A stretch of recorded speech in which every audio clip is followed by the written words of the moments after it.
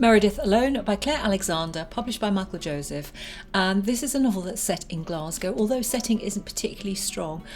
But this is a book that is well worth your time.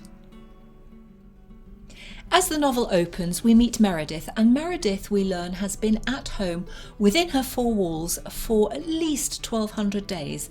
On the trot, she is keeping herself kind of emotionally safe by not going out, and she is quite well organised. She writes, uses the internet to make a living. She does jigsaw puzzles, which are kind of like a metaphor for pulling together all the bits of her life. She befriends someone from Holding Hands, Tom, who has come to support her, and theirs is a nice burgeoning relationship, a friendship, and she's supported by her friend Sadie, and she has made a life for herself.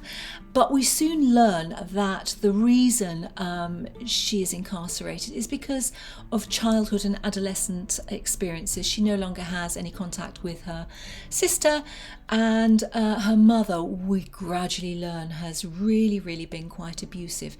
So in order to help her cope emotionally, she has decided to kind of cut herself off from the world, but at some level she knows this really is not a long-term strategy. Yet she's been there for over 1,200 days, so it is very ingrained behaviour. You know, just how is she going to take her first steps beyond the front door? How is she going to forge on with her friendship with Tom and keep Sadie in the loop? She has a support group online, and she meets Celeste, and Celeste, you know, eventually asks her to a birthday party, and although she desperately wants to go, she really struggles with whether she can or not. So what I loved about this book is that it puts out the stall of her life in a very well written way. It plots it nicely. We look back at her life, we look at what she's having to deal with now, and we look at you know, how she wants to manage things differently, and it's kind of like a journey with her that the author really encourages the reader to enter into her life and experience her own you know, qualms of her life as it presently is.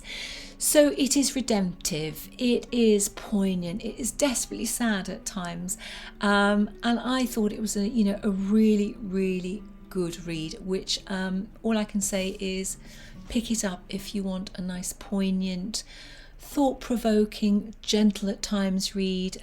It doesn't shy away from difficult things, but for me it really hit the nail on the head.